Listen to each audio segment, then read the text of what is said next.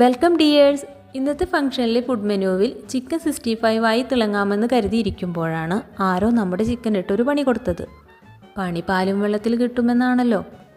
Chicken 65ൻ്റെ മസാലക്കൂട്ട് ആരോ മാറ്റിവെച്ച് വെറും മുളകും ഉപ്പും മഞ്ഞളും പിന്നെ ആർക്കും സംശയം തോന്നാതിരിക്കാൻ വേണ്ടി അല്പം പെരിഞ്ജീരകം പൊടിച്ചതും ചേർത്ത് ചിക്കനെ അതിലിട്ട് കുഴച്ച് 15 മിനിറ്റ് നീക്കി വെച്ചു. അപ്പോഴേക്കും നമ്മുടെ ചിക്കൻ വിളിച്ച് പറയുന്നുണ്ട്, എൻ്റെ 65 ഇങ്ങനെയല്ല, ഞാൻ ഇങ്ങനെയല്ല എന്നൊക്കെ വിളിച്ച് പറയുന്നുണ്ട്. ആര് ശ്രദ്ധിക്കാൻ?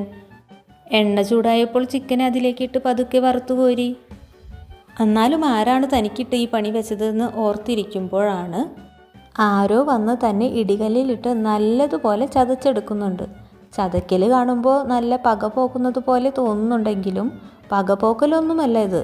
എന്തോ അസൂയ മൂത്തിട്ടാണെന്നാണ് തോന്നുന്നത്. കാരണം നമ്മുടെ ചിക്കൻ ആരുമായും വഴക്കിനോ അടിപിടിക്കോ ഒന്നും പോവാറില്ല. പിന്നെ ഇത് അസൂയ തന്നെ, അല്ലാതെ വേറെ ഒന്നുമല്ല. പിന്നെ നമ്മുടെ ചിക്കൻ വന്ന് പെട്ടത് ചതഞ്ഞിരിക്കുന്ന ചുവന്നുള്ളിയുടെയും വെളുത്തുള്ളിയുടെയും ഇടയിലേക്കാണ്. പിന്നെ ആരോ വന്ന് വീഴുന്ന ശബ്ദം കേട്ടു. ശ്രദ്ധിച്ചു നോക്കിയപ്പോൾ മനസ്സിലായി മുഴുവൻ മല്ലിയാണ്. മുഴുവൻ മല്ലി നല്ലതുപോലെ ചതഞ്ഞ് ഒരു പരുവമായിട്ടുണ്ട്. ആരുടെ കൊട്ടേഷനാണെന്ന് അറിയില്ല, എല്ലാത്തിനും ഇട്ട് നല്ലതുപോലെ ചതച്ചെടുക്കുന്നുണ്ട്. അപ്പോഴേക്കും വെളിച്ചെണ്ണ നല്ലതുപോലെ ചൂടായിട്ടുണ്ടായിരുന്നു. അധികം മെനക്കെടാൻ വയ്യാത്ത ആളാണ് ഈ കൊട്ടേഷൻ എടുത്തിരിക്കുന്നതെന്ന് മനസ്സിലായി. ചിക്കൻ വറുത്ത വെളിച്ചെണ്ണയിലേക്ക് തന്നെയാണ് ഈ മല്ലിയെയും തട്ടുന്നത്. മല്ലി വെളിച്ചെണ്ണയിൽ കിടന്ന് മൂത്ത് തുടങ്ങിയപ്പോൾ കൂട്ടിനായി ചുവന്നുള്ളിയും വെളുത്തുള്ളിയും വന്നു ചേർന്നു. അവരും നല്ലതുപോലെ മൂത്ത് തുടങ്ങി. അപ്പോഴാണ് നമ്മുടെ വറ്റൽമുളക് വന്നു ചേർന്നത്. വറ്റൽമുളകിനെ നല്ലതുപോലെ പെരുമാറിയിട്ടുണ്ടെന്നാണ് കേട്ടത്. നല്ല ഇടിക്കലും ചതക്കലൊക്കെ കിട്ടി പൊടി പരുവമാക്കിയിട്ടാണ് കൊണ്ടുവന്നത്. ഇത് കാണാനുള്ള ശേഷിയില്ലാത്തതുകൊണ്ട് എല്ലാവരും കണ്ണുപൊത്തി ഇരിക്കുകയായിരുന്നു. അങ്ങനെ വറ്റൽമുളകും ഉള്ളിയും വെളിച്ചെണ്ണയും എല്ലാം നല്ലതുപോലെ യോജിച്ച് വന്നപ്പോഴാണ് അല്പം ആശ്വാസത്തിന് വേണ്ടി കുറച്ച് കറിവേപ്പില വന്നു ചേർന്നത്.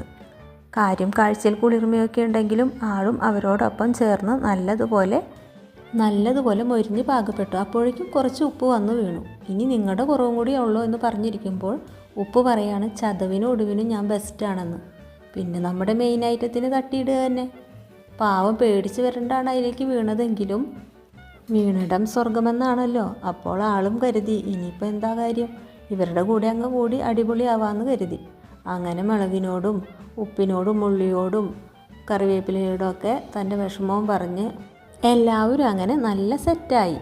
ചിക്കൻ 65 ആവാത്തതിലുള്ള സങ്കടമൊക്കെ മാറിയിട്ടോ നമ്മുടെ ചിക്കന്. ഇപ്പോൾ ആളൊരു പുതിയ രുചിയിലും ലുക്കിലും പേരിലുമാണ് വന്നിരിക്കുന്നത്. ചിക്കൻ ചതച്ചുലർത്തിയത്.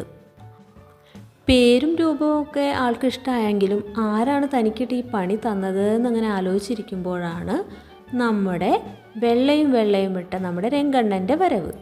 രംഗണ്ണൻ്റെ റീ എൻട്രിക്ക് വേണ്ടിയാണത്ര ഈ ചിക്കനെ ഇങ്ങനെ ചതച്ചുലർത്തിയത്.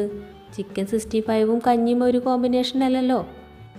ഈ കഞ്ഞിയും ചതച്ചുലർത്തിയ ചിക്കനും കൂടി കഴിക്കുമ്പോൾ എന്തൊരു രുചിയാണെന്നറിയോ. അങ്ങനെ ഇരിക്കുമ്പോഴാണ് നമ്മുടെ രംഗണ്ണൻ ഒരു കാര്യം ഓർത്തത്. ഇതിനെല്ലാം തനിക്ക് സപ്പോർട്ടായി കൂടെ നിന്ന ഒരാളുണ്ട്, അമ്പാൻ. അങ്ങനെ അമ്പാനും കൂടെ വന്നപ്പോൾ കാര്യം ഉഷാറായി. അങ്ങനെ നമ്മുടെ രംഗണ്ണൻ്റെ റീ എൻട്രി സൂപ്പറായി. എല്ലാവരും ട്രൈ ചെയ്ത് മറക്കാതെ അഭിപ്രായം പറയണേ. ഇനി അടുത്തൊരു വിഭവവുമായി നമുക്ക് വീണ്ടും കാണാം. Bye bye.